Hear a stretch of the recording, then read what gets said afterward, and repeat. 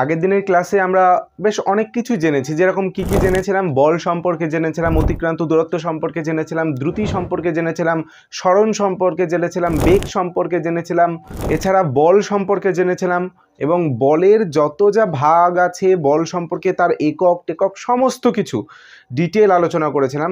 নিউটনের যে 3টে গতিসূত্র হয় সেই 3টে গতিসূত্রের ব্যাখ্যা দিয়েছিলাম। সেই 3টে গতিসূত্রের মধ্যে যে মাঝখানে গতিসূত্র অর্থাৎ নিউটনের সেকেন্ড ল, সেই সেকেন্ড ল এর যে ব্যাখ্যা F = ma, এই যে সমীকরণটা কিভাবে আসলো সেটা ব্যাখ্যা দিয়েছি। এবং এই সমীকরণ একটা বস্তু যেরকম হাতের উপরে ধরে রাখলাম তাহলে তো ত্বরণ উৎপন্ন হচ্ছে না, তাহলে কিভাবে এর উপরে বল প্রয়োগ হচ্ছে কিভাবে বের করলাম সেটা বলেছি। ঘর্ষণ বল সম্পর্কে আলোচনা করা হয়েছে, কোনো একটা বস্তুকে টানছি তার উপরে যে ঘর্ষণ বল সৃষ্টি হচ্ছে কি হ্যান ত্যান যত যা হয় অলমোস্ট সব কিছু জানা হয়েছে। তো আজকে আমরা নতুন যেগুলো জানবো সেটা হচ্ছে ঘনত্ব সম্পর্কে জানবো, বোর্ডে লিখে নিয়েছে এই পাশটায়, চাপ সম্পর্কে জানবো এবং প্লবতা সম্পর্কে জানবো এবং আরও কিছু টুকিটাকি বিভিন্ন রকমের জিনিস জানবো। তো আজকের ক্লাসেই এই চ্যাপ্টারটা শেষ করা হবে, আজকের ক্লাস এই চ্যাপ্টারের শেষ। তাহলে এই চ্যাপ্টার গোটা চ্যাপ্টারটা দুটো ক্লাসের মধ্যে শেষ করেছি। আগের দিন অলমোস্ট ওই 45 মিনিট ক্লাস হয়েছে আর আজকে এই হয়তো 45-50 মিনিট ক্লাস হবে, শেষ হয়ে যাবে। তো প্রথমেই যেটা আমি লিখে রেখেছি ঘনত্ব বা ডেনসিটি। ঘনত্ব কি বা ডেনসিটি কি, সহজে আমি যদি সংজ্ঞা টঙ্গা এখন ভুলে যাই তাহলে যদি ইজিলি বোঝাই তাহলে যে জিনিসটা ঘন বেশি, যে জিনিসটা ঘন বেশি গাঢ় বেশি, অর্থাৎ তুমি যদি জল নাও আর ধরো মধু নিচ্ছ, মধু আর জল এই দুটোর মধ্যে গাঢ়কে বেশি ঘনকে চ্যাটচ্যাটে পদার্থ কোনটা? অবভিয়াসলি মধু। তার মানে মধুর ঘনত্ব বেশি। ঘনত্ব আই থিঙ্ক ক্লিয়ার হলো। এইটাই হলো ঘনত্বের কনসেপ্ট, যে অল্প জায়গার মধ্যে বেশি যার মধ্যে মলিকিউলস থাকছে, অণু টণু থাকছে, মানে বেশি ওর মধ্যে জিনিস থাকছে, বেশি চেপে চুপে জিনিস থাকছে, সেটা হলো ঘনত্ব তার বেশি, তার ঘনত্ব বেশি। ধরে নাও এরকম একটা জায়গা আছে, একটা কিছু একটা পাত্র মানে কাঠের একটা কিছু আছে ধরে নিচ্ছি, এর উপরে এরকমভাবে 1টা 2টো 3টে 4টে 5টা 6টা 7টা 8টা করে এইভাবে অসংখ্য বাঁশ রেখে দেওয়া আছে, লাঠি রেখে দিয়েছি। ওকে, লাঠি রেখে দিয়েছি এবং আরও একটা লাঠি, আরও একটা জায়গা আছে সেম মাপের টাপের ধরে নিতে পারি আমরা, তার উপরে এরকমভাবে অসংখ্য অসংখ্য অসংখ্য এর উপরে বাঁশ রাখা আছে, অসংখ্য এর উপরেও বাঁশ রাখা আছে, এর উপরে বাঁশ রেখে দিয়েছি এইভাবে এইভাবে এইভাবে, আর আঁকলাম না, ঠিক আছে, বাকিটুকু আর আঁকলাম না। তাহলে এই দুটোর মধ্যে কম জায়গার মধ্যে বেশি বাঁশ ধরেছে কোন কোন কোন পাশে, এ নামের জায়গাতে নাকি বি নামের জায়গাতে? এ নামের যে জায়গাটা আছে, এ নামের যে তক্তা বা কোনো একটা কাঠ আছে তার উপরে দেখলো মাচা আছে, মাচার উপরে আমি বাঁশ রেখে দিয়েছি এতটা। বি নামের জায়গার মাচার উপরে অল্প একটু, দেখো এই থেকে এটা একটু ছোট আছে, তো এই ছোট জায়গার মধ্যে আরো বেশি বাঁশ রেখে দেওয়া হয়েছে বা লাঠি রেখে দেওয়া হয়েছে, ঠিক আছে। তাহলে এইটা বেশি পাশাপাশি রাখা আছে নাকি এইটাতে বেশি পাশাপাশি রাখা আছে বাঁশগুলো? অবভিয়াসলি এইটাতে বেশি ঘনভাবে রাখা আছে, তার মানে এর ঘনত্ব বেশি, আর এর ঘনত্ব কম, এর ঘনত্ব কম, এর ঘনত্ব বেশি। তাহলে ঘনত্বের কনসেপ্টটা আই থিঙ্ক অনেকটা বোঝা গেছে। সংজ্ঞায় আমরা কিভাবে লিখব? বলেছে কোনো বস্তুর একক আয়তনের ভরকে ওই বস্তুর ঘনত্ব বলে। অর্থাৎ কোনো একটা বস্তু আছে যার একক আয়তন, একক আয়তন বলতে আয়তন মানে কি বোঝায়? আয়তন বলতে আমরা কি বুঝি?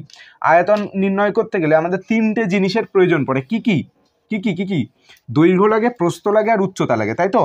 আমরা তো জানি কোন একটা আয়তন বের করার জন্য আয়তন, দৈর্ঘ্য লাগছে,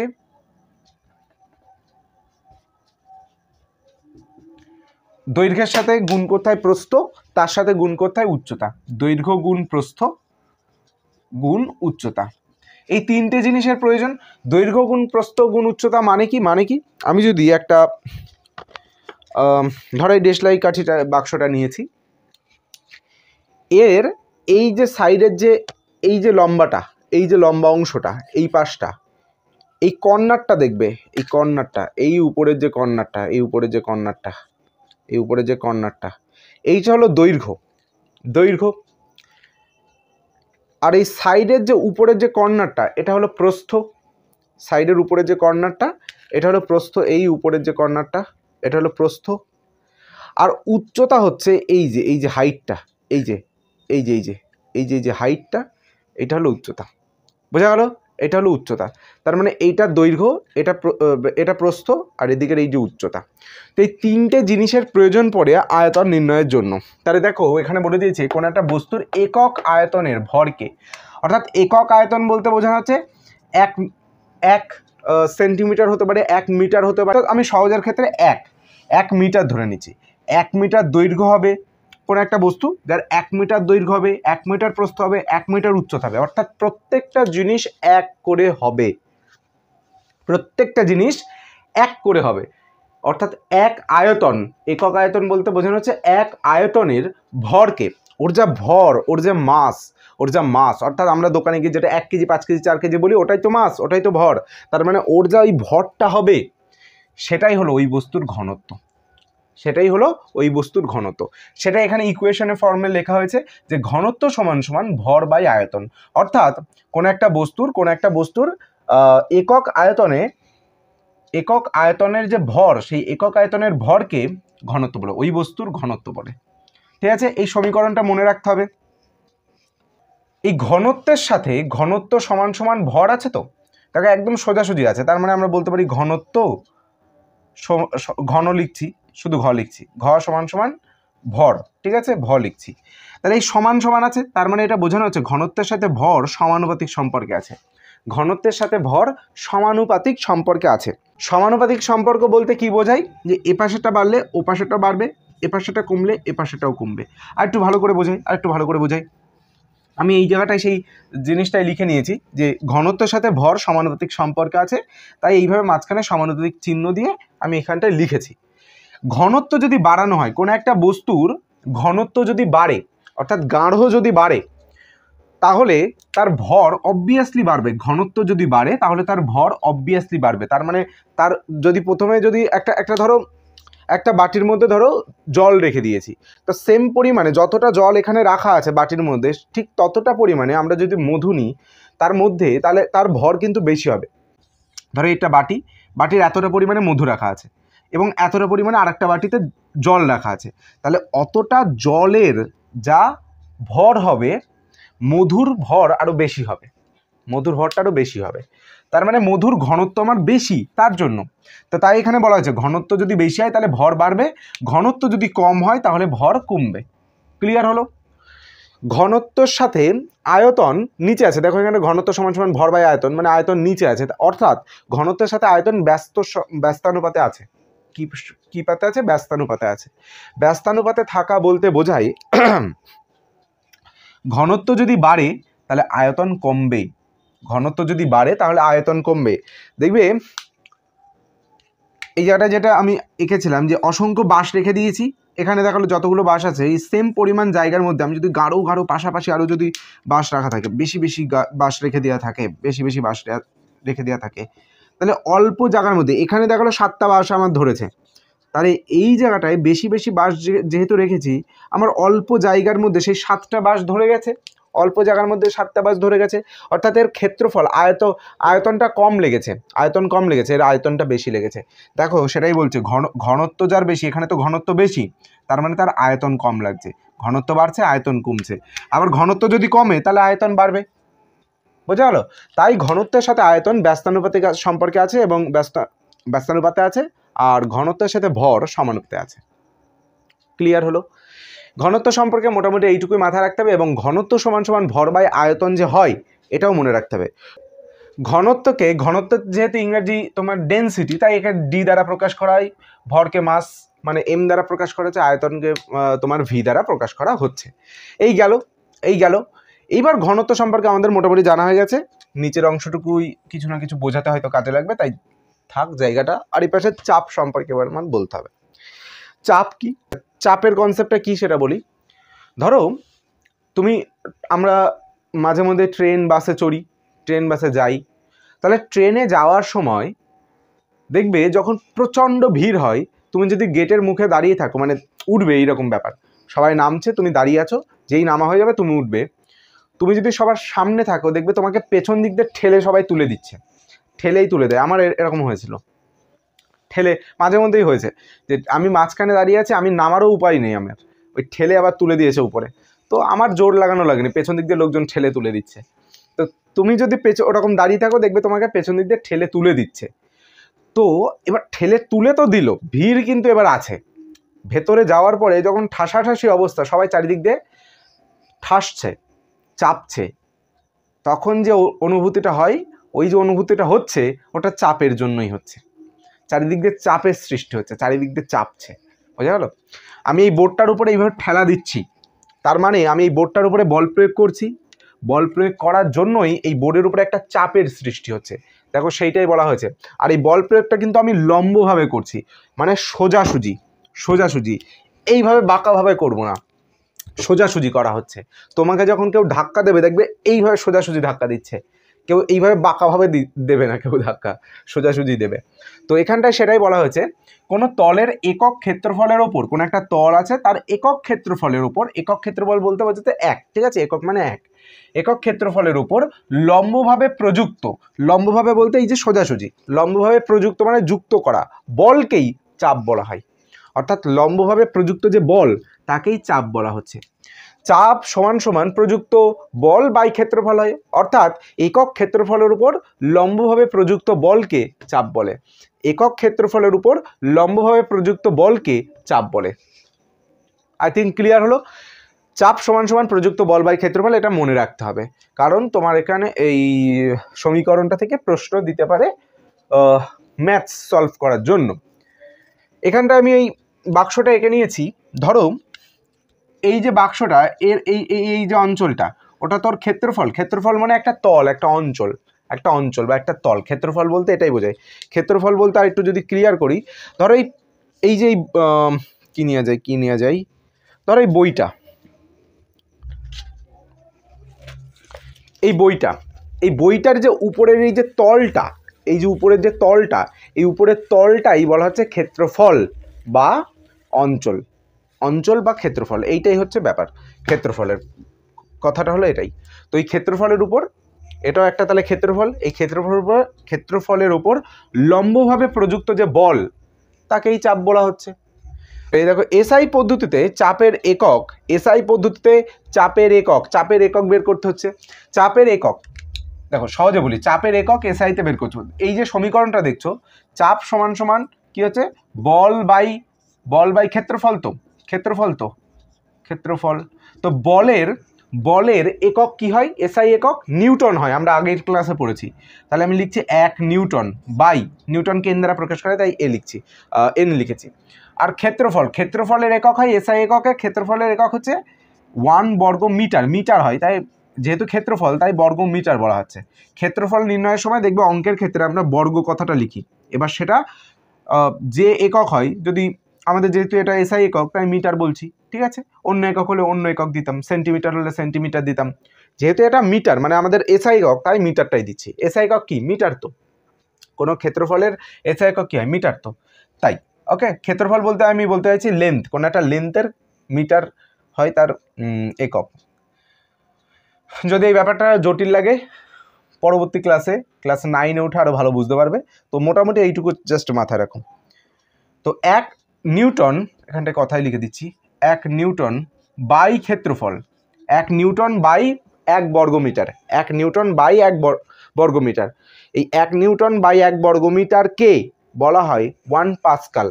কি বলা হয়, 1 পাস্কাল বা 1 PA, 1 পাস্কাল বা 1 পা।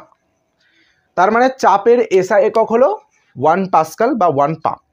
এবার আমি কেউ যদি 1 পাস্কাল না লিখে যদি কেউ লেখে 1 নিউটন পার বর্গমিটার, তাহলে কি ভুল? না, এটাও ঠিক। এই যে এই জায়গাটা যদি লেখে কেউ তাহলেও ঠিক, এই 1 পাস্কাল যদি লেখে তাহলেও ঠিক, 1 পা লিখলেও তাহলেও ঠিক, 1 নিউটন পার বর্গমিটার যদি লেখে তাহলেও ঠিক। তো মোট কথা আমরা যেভাবে ইচ্ছা লিখতে পারি।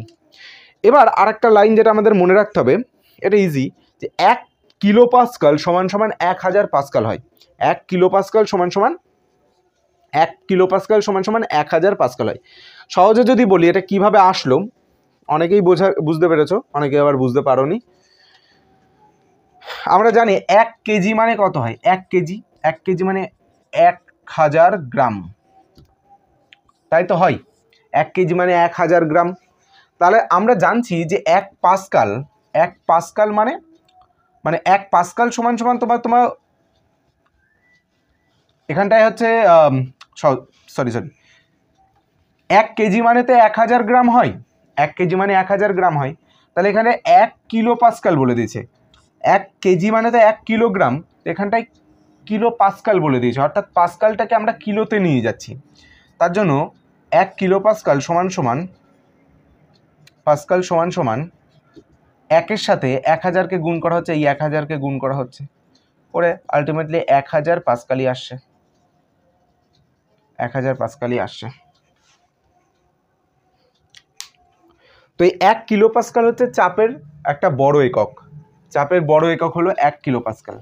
কোনো একটা বস্তুর উপরে যদি আমরা বল প্রয়োগ বেশি করি, কোনো একটা বস্তুর উপরে যদি আমরা বল প্রয়োগ যতটা করছিলাম, দেখালো 10 নিউটন বল প্রয়োগ করছিলাম, কোনো একটা বস্তু আছে তার উপরে আমি 10 নিউটন বল প্রয়োগ করছিলাম, তাহলে তার উপরে যদি আরও বেশি বল প্রয়োগ করি, আরও বেশি মানে সেটা যদি 15 নিউটন বল প্রয়োগ করা হয়, তাহলে তখন চাপ আমাদের বাড়বে, অর্থাৎ বলের সাথে চাপ সমানুপাতিক সম্পর্কে আছে, এখানটায় সেটাই লেখা আছে, চাপ সমান সমান বল বাই বল প্রযুক্ত বল। তো এই কথাটাই তো বলা হলো, চাপ যদি আমাদের বাড়ানো হয় বল যদি বাড়ানো হয় তাহলে চাপ বাড়বে, বল যদি কমানো হয় তাহলে চাপ কমবে, সহজ কথা।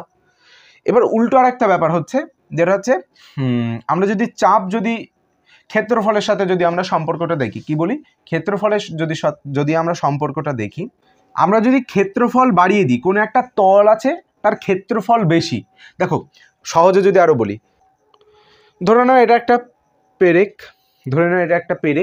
তো এই পেরেকটাকে যদি আমি হাতের উপরে রেখে এইভাবে যদি ফোটাই, ধরো এটা ছুচালো মুখটা, এটা পেরেক, এইভাবে যদি আমি চাপ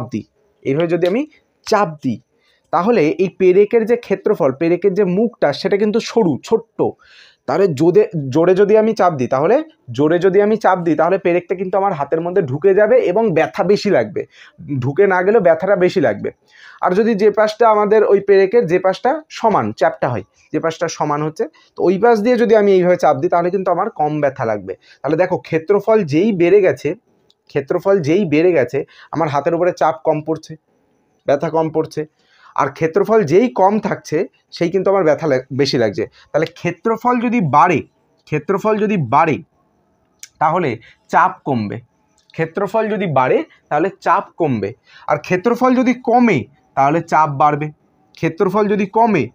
বাড়বে, পেরেকের মুখ ক্ষেত্রফল কমছে, চাপ বাড়ছে, ব্যথা বেশি লাগছে, আর পেরেকের উল্টো মুখ যে পাশটা ভোতা মুখটা সেই পাশটা যদি বাড়ছে, অর্থাৎ ক্ষেত্রফল যেহেতু বেড়ে গেছে তাহলে কম চাপ লাগবে আমাদের।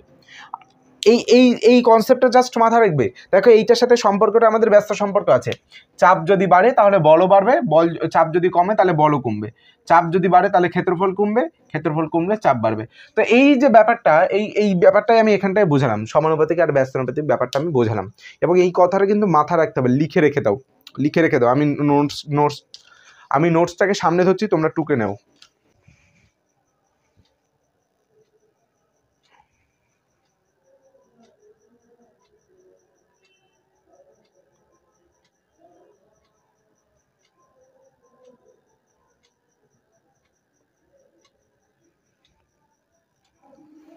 দেখালো এই দুটো পাত্রের মধ্যে বাঁ পাশের পাত্রটায় জল বেশি আছে, ডান পাশের পাত্রটা এরকম জল কম আছে। তো এই পাত্রটায় যে এরকম অবস্থায় পাত্রটা আছে, এখান থেকে তো আটকানো, তাই জল এপাশ দিয়ে এপাশে বা এপাশ দিয়ে এপাশে কোনো পাশে যেতে পারছে না। এখান থেকে মুখটা খুলে দেওয়া হলো, জলটা যেতে পারবে এবার। তাহলে জলটা কোন দিক থেকে কোন দিকে যাবে? জলটা এই বাঁ দিক থেকে ডান দিকে যাবে। কেন যাবে? কারণ এর উচ্চতাটা বেশি, জলের এপাশের উচ্চতাটা বেশি আর এই পাশে জলের উচ্চতাটা কম। যত সময় পর্যন্ত এই পাশে যেতে থাকবে যেতে যত সময়, আর এই দিক দিয়ে কমতে থাকবে, দুটো জলের লেভেল যখন সমান হয়ে যাবে, এই পাশেও দেখালো এতটা, এ পাশেও দেখালো এতটা, হাতে আঁকছি তো একটু কম বেশি হতে পারে, তো দুপাশেই যখন সমান লেভেলে জল চলে আসবে তখন আর কোনো পাশেই এ পাশেও যাবে না, এ পাশেও আসবে না জল, তখন স্টপ হয়ে যাবে। কথাটা ভালো করে এইটা শুনে রেখো, কি বললাম, যে পাশে জলের উচ্চতা বেশি সেই বেশি উচ্চতা থেকে জল কম পাশের দিকে আসবে। জলের আয়তন বাড়লে কিন্তু হবে না, মানে জল বেশি পরিমাণে থাকলে যে বেশি পরিমাণ থেকে কম পরিমাণের মধ্যে আসবে এরকম ব্যাপার না। যে পাশে জলের উচ্চতা বেশি সেই উচ্চতা বেশি অঞ্চল থেকে কম উচ্চতার দিকে জল আসে। অর্থাৎ আমি বলতে চাইছি, দেখো এরকম একটা বড় পাত্র আছে, এরকম একটা বড় পাত্র আছে, আর এরকম একটা ছোট পাত্র আছে। তো এই পাত্রটার জল দেখো এতটা আছে, বড় পাত্রটায় জল এতটা আছে, মাঝখান দিয়ে একটা লাইন পাইপের ব্যবস্থা করা আছে যে জল এপাশ দিয়ে এপাশে যেন আসতে পারে। তো আর এই পাশের পাত্রে এতটা জল আছে, তাহলে কিন্তু জল এই পাশ থেকে এই বা পাশের দিকেই আসবে। এ পাশে জল দেখো চওড়ায় বেশি থাকা সত্ত্বেও এই পাশে এতটা জল আছে, আর এখানে কম সরু, আরও ধরো সরু করে দিই, এরকম সরু করে দিলাম। তাহলে এই বেশি পাশে যতটা উচ্চতায় আছে এর উচ্চতাটা বেশি দেখো জলের, আর এর উচ্চতাটা কম। তার মানে এই বেশি উচ্চতা যে পাশে আছে সেই পাশ থেকে জল বা পাশে আসছে, অর্থাৎ ডান পাশ থেকে জলটা বা পাশে আসবে। এই কথাটা মাথায় রাখতে হবে। জলের পরিমাণ দেখলে হবে না, জলের উচ্চতা দেখতে হবে আমাদের, জলের উচ্চতা দেখতে হবে। জলের উচ্চতা যার বেশি সেই পাশ থেকে কম উচ্চতার দিকে জল আসে বা ফ্লো হয়। ওকে, তরলের চাপ কোন কোন বিষয়ের উপর নির্ভর করে, এখানটায় কোশ্চেন লিখে না, তরলের চাপ কোন কোন বিষয়ের উপর নির্ভর করে বলে উত্তর লিখবে। তরলের চাপ 1 নম্বর তরলের গভীরতার উপরে নির্ভর করে, 2 নম্বর তরলের ঘনত্বের উপরে নির্ভর করে, 3 নম্বর ওই স্থানের অভিকর্ষজ ত্বরণের উপর নির্ভর করে বা নির্ভরশীল। এই 3টে পয়েন্ট মাথায় রাখতে হবে। তরলের গভীরতা অর্থাৎ কতটা উচ্চতায় আছে তরলটা, যেটা ওই ছবি এঁকে এক্ষুনি বোঝালাম, তার উপরে নির্ভর করছে, এটা তো সহজে বুঝতে পেরেছো। তরলের ঘনত্বের উপরে নির্ভর করে, যে তার জন্যই তো আমরা ঘনত্বের টপিকটা আগে শিখে আসলাম। যদি মধু হয় আর যদি জল হয়, দুটোর কি একরকম তোমার ঘনত্ব হবে নাকি? ঘনত্ব আলাদা প্রথম কথা, তাই দুটোর চাপও আলাদা হবে, তাই ঘনত্বের উপর নির্ভর করে। 2 নম্বর। 3 নম্বর ওই স্থানের অভিকর্ষজ ত্বরণ, অর্থাৎ কোনো একটা জায়গা থেকে দেখালো আমার এই জায়গায়, আমি কথার কথা আমার বাড়ির এখানে অভিকর্ষজ ত্বরণ বেশি, অর্থাৎ বেশি পৃথিবী তার কেন্দ্রের দিকে কোনো বস্তুকে বেশি বল দিয়ে টানছে, তাহলে চাপ বেশি হবে জলের, নিচের দিকে জলটা বেশি আসবে, ফলে ফ্লো করবে বেশি, মানে নিচের দিকে চাপটা বেশি হবে, অর্থাৎ অভিকর্ষ ত্বরণের উপর নির্ভর করে।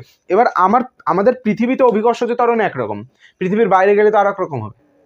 পৃথিবীর মধ্যে অভিকর্ষজ ত্বরণ একরকম, পৃথিবীর বাইরে গেলে তো আর এক রকম হবে। চাঁদে যদি যাই তাহলে চাঁদে গেলে অভিকর্ষজ ত্বরণ আলাদা হবে। তো তার জন্য অভিকর্ষজ ত্বরণের উপরে নির্ভর করে, এটা মাথায় রাখবে। আরেকটা জিনিস যেটা বলবো, ধরো এরকম একটা পাত্র আছে, পাত্রটা এতদূর পর্যন্ত জল ভরা, ঠিক আছে। এখান থেকে এই জায়গাতে একটু ফুটো করে দেওয়া হলো, তাহলে জল বেশি জোরে ফ্লো করবে নাকি কম জোরে ফ্লো করবে?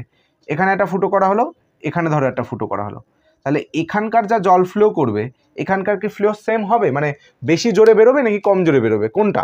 এইটা বেশি জোরে, এ বেশি জোরে বেরোবে নাকি বি বেশি জোরে বেরোবে? এ আর বি বলে দিলাম, কোনটা হবে? তুমি আগে নিজে বলো দেখি, কমেন্টে জানাও। এ অপশন হবে নাকি বি অপশন হবে? কোনটা থেকে জল দ্রুত বেরোবে? আশা করে যে অ্যান্সার দিয়েছো, তাড়াতাড়ি আর একটু টাইম দিচ্ছি। 10 গুনবো, 5 গুনবো, 1 2 3 4 5। দেখো এখান থেকে আমাদের উচ্চতাটা, এইরকম একটা উচ্চতায় জল তো আছে, তা এখান থেকে এই যে ফুটোটা আছে, এই ফুটো সোজাসুজি যদি আমরা দেখি উপরে আর জল কতটুকু আছে, অল্প একটুখানি, তার মানে এই জায়গাটায় জলের চাপ কিন্তু অতটা হবে না, তার মানে বেশি জোরে এখান থেকে বেরোবে না। কিন্তু এই জায়গাটা দেখো অনেকটা কিন্তু চাপ, এই ফুটো সোজাসুজি ফুটোর উপরটা অনেকটাই জল আছে, তার মানে এই সোজা চাপ বেশি হবে। জলের যত গভীরে যাব আমরা, জলের চাপ তত বাড়ে, জল চারিদিক দিয়ে চেপে ধরবে। জলে যত আমরা গভীরে যাব তত চারিদিক দিয়ে জল আমাদের বডির উপরে ঠাসবে। ধরো এইটা একটা বডি, এই পেনটা একটা বডি, তাহলে পেনটাকে চারিদিকে এইভাবে ঠেসে ধরবে, ঠিক আছে। জলের চাপ প্রয়োগ করবে, জল চাপ দেবে। তো এখানটায় নিচে আমাদের জলের চাপ বেশি, তার জন্য এখান থেকে বেশি জোরে জল বেরোবে। একটা বোতল নিয়ে তোমরা এক্সপেরিমেন্ট করতে পারো, একটা পেরেক নিয়ে গরম করে ফুটো করে দেবা বোতলটাকে, তারপরে জল ফুল ভরে নিয়ে জল বের করো, মানে তারপরে এই ঢাকনা কিন্তু খোলা রাখবে, উপর দিক থেকে ঢাকনা খোলা রাখবে। ঢাকনা খোলা না রাখলে কিন্তু উপর দিক থেকে বাতাস ওই জলের উপরে প্রেশার দেওয়ার ফলেই জলটা বেরোবে, না হলে কিন্তু ঢাকনা যদি আটকে তোমরা জল বের করার চেষ্টা করো তাহলে কিন্তু বেরোবে না, ঠিক আছে। এই টুকিটাকি কনসেপ্ট আমরা জানলাম। এরপরে আমরা পরবর্তী অংশে চলে যাব। এবার আমরা প্লবতা সম্পর্কে জানব। প্লবতা কি? প্লবতাকে যদি সহজে বুঝি তাহলে হচ্ছে সংজ্ঞার মধ্যে যেটা বলা হয়েছে, বলেছে যখন কোনো বস্তুকে তরলে বা গ্যাসে, সেটা তরলও হতে পারে অর্থাৎ জলের মধ্যেও হতে পারে, আবার বাতাস অর্থাৎ গ্যাসের মধ্যেও হতে পারে। বাতাস বলতে আমি বলতে চাইছি কোনো গ্যাস জাতীয় জিনিস। তরলে বা গ্যাসে আংশিক বা সম্পূর্ণভাবে, আংশিক বলতে বোঝানো হচ্ছে কিছুটা, দেখানো সম্পূর্ণ ডুবিয়ে দেবো না, কিছুটা ডোবানো হচ্ছে, সম্পূর্ণ কিছুটাও ডোবানো হবে বা সম্পূর্ণভাবে ডোবানো হয়, তখন ওই তরল বা গ্যাস বস্তুটির ওপর একটা ঊর্ধ্বমুখী অর্থাৎ উল্টো দিকে, এই যে ধরো একটা বস্তু আছে, যে বস্তুটা জলের মধ্যে ডোবানো আছে, একটা বস্তু কমপ্লিটলি ডোবানো আর একটা বস্তু কিছুটা ডোবানো, দেখো এই অর্ধেকের একটুখানি বেশি ডুবিয়ে রাখা আছে জলের মধ্যে। তাহলে এই তরলটা এই বস্তুটার উপরে একটা ঊর্ধ্বমুখী বল প্রয়োগ করছে, এইটার ক্ষেত্রেও তাই, একটা ঊর্ধ্বমুখী বল প্রয়োগ করে। এই বলটিকে বলা হচ্ছে প্লবতা। প্লবতা কোন কোন বিষয়ের উপর নির্ভর করে? এক, বস্তুর নিমজ্জিত অংশের আয়তন, অর্থাৎ কতটা নিমজ্জিত আছে সেই গোটা আয়তনটার উপর নির্ভর করে।